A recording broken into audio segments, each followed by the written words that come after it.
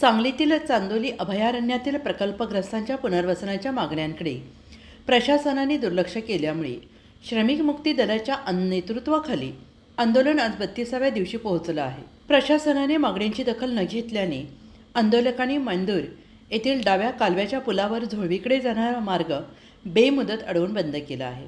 आंदोलक आपल्या मूळ गावी परतण्याच्या मागणीवर ठाम असून प्रशासनाने त्वरित कार्यवाही न केल्यास आंदोलन अधिक तीव्र करण्याचा इशारा दिला आहे।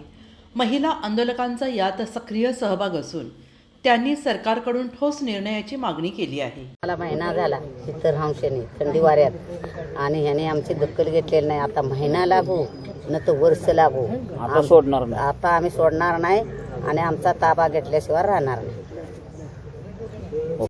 आम्ही आता इतके दिवस इथं बसलो या इथं बसून अजून कोण आलेलं नाही, आमदार नाही, खासदार नाही, कोण नाही आलेला। आम्ही आता जर वरती जायला निघालो तर आम्हाला जर नाही कुणी घालिवलं तर आम्ही आता एकच विचार करणार आहे का तर आम्ही आता कावलो इथं आम्हाला तर पोरं बाळ आमची सोडून आलोय, आम्हाला जायला नाही। आता 1.5 महिना झाला उघड्यावर आम्ही जेवण करतो येऊन बघायचं आणि नाही जर आमचं आता आम्हाला वरती जाऊ दिलं तर आम्ही काही नदीत उडी घेणार नाही, काय नाही। त्यांनी का नाही 10 किलो साखर आणायची आणि हाई इथं च्या करायची 100 रुपयाचं इशी आणायचं आणि ह्या सगळ्या जनतेला का नाही हितच च्या द्यायची, हितच च्या द्यायची आणि हितच आम्ही सपणार, हितच आम्ही सपणार। आमच्या पोरात जाणार नाही, आमच्या पोरात जाऊन आम्ही काय सांगणार?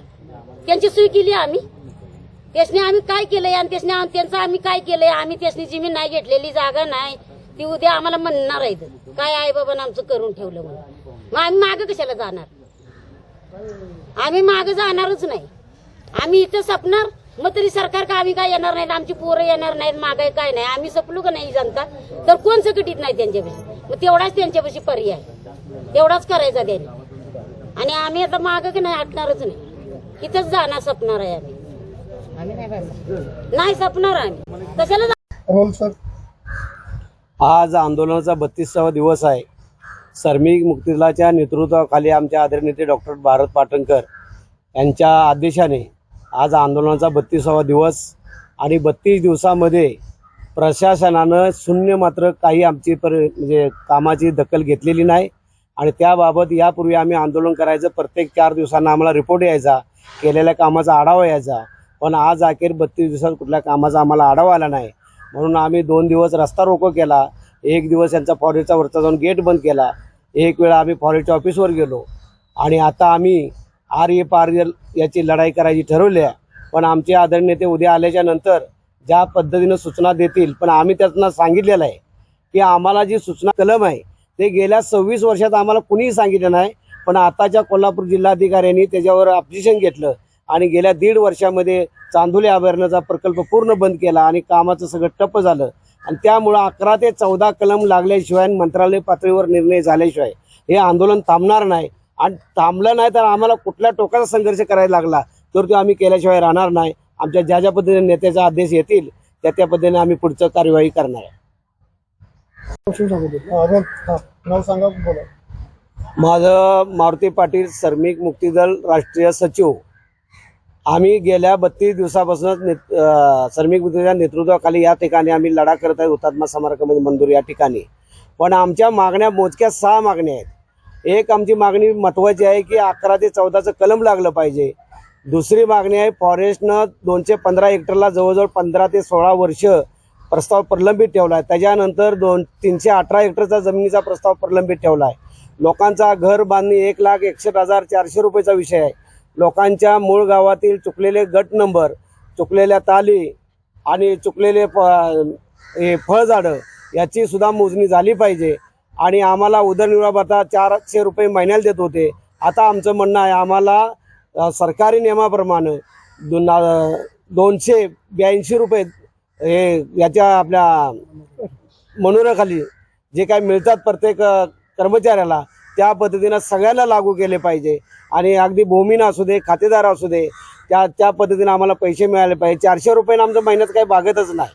म्हणून आम्हाला हा जो लढा लढायचा आहे, आम्ही आता 2-4 दिवस आंदोलन करतोय। ते सगळे सचिव, मुख्य सचिव आणि CCF आणि दोन्ही सांगली कोल्हापूरचे जिल्हाधिकारी, अपर जिल्हाधिकारी आणि संबंधित अधिकारी यांच्या समवेत बैठक झाल्याशिवाय 11-14 वर विषय म्हणजे त्याच्यावर मार्ग निघणार नाही आणि 11-14चा जोपर्यंत मार्ग निघत नाही तोपर्यंत जे खालचे जे विषय मांडले तर ते सुटणारच नाहीत. म्हणून 11-14चं कलम लागू झालं पाहिजे आणि ते कलम लागू होण्यासाठी आम्ही आर-पारची लढाई लढणार आहे. आणि उद्याच या ठिकाणी आमचे नेते डॉक्टर भारत पाटणकर या ठिकाणी येत आहेत आणि ते आल्यानंतर पुढील ज्या पद्धतीने दिशा सांगतील त्या पद्धतीने आम्ही मार्ग स्वीकारणार आहे. तरीसुद्धा आम्ही डॉक्टरला उद्या विनंती करणार आहे की आम्हाला आमच्या मूळ गावाकडं जाण्यासाठी तुम्ही परवानगी द्या. आम्ही प्रशासनाला कळवणारच, आम्ही चोरून जाणार नाही, पण यांच्या 7 पिढीला जे आम्ही कुठनं गेलो ते कळणार नाही, पण आमच्या मूळ गावाचा आम्ही ताबा घेतल्याशिवाय राहणार नाही. एवढं बोलतो थांबतो. मध्ये आमचं सरकारनं पुनर्वसन केलं तेव्हा पुनर्वसन करताना आमच्या जमिनी काढून घेताना सरकारला पुनर्वसनचा कायदा लागू होता. आणि आता काय सरकार म्हणतंय की तुम्हा लोकांना पुनर्वसनचा कायदा लागू नाही. मग आमच्या जमिनी घेता वेळी पुनर्वसनचा कायदा होता आणि आमच्या जमिनी आम्हाला देता वेळी पुनर्वसनचा कायदा लागू झालेला नाही. एवढं मला बोलायचं आहे. काय आमची आता मुलं बाळ कमीत कमी तरी 2-3 पिढ्या झाल्या आमच्या संपत आल्या. आता आमच्या नातुंडाची पिढी संपायची वेळ सरकारनं आणली आहे. तर आम्ही आता काय निर्धार केलाय तुम्ही माझं भावबंधच आहे. आमचं मायबापच म्हणायचं आमचं आज भेटलाय आम्हाला असं एक वाटतंय. आम्हाला बोलावं असं वाटतंय पण हृदय भरून येतंय. पण काय करायचं हेच प्रश्न मोठा सरकारनं आम्हाला करून ठेवला आहे.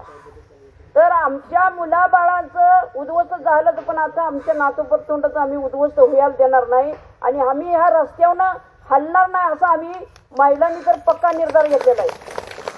आता आम्ही काय ठरवलंय आमच्या मूळ गावाला जायचं. तर हे बघा ही आमची सारी मुलंच आहेत. माझं आता वय बघा 34 आहे. 34 वर्ष झाली. 64 वर्ष म्हणजे आमची मुलंच आहेत.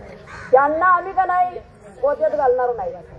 आम्ही जेवढ्या महिला आहे तेवढ्या आम्ही वर जाऊन आम्ही काय त्यांचं जंगल तोडणार नाही, त्यांचं काही नुकसान करणार नाही. फक्त आमच्या मूळ गावी जाणार आणि आमचं हक्काचं आहे तिथं बसणार आणि आम्ही तिथं काय आमचं जे आम्ही जसे पहिली कष्ट करत होतो तसं आम्ही करून खाणार.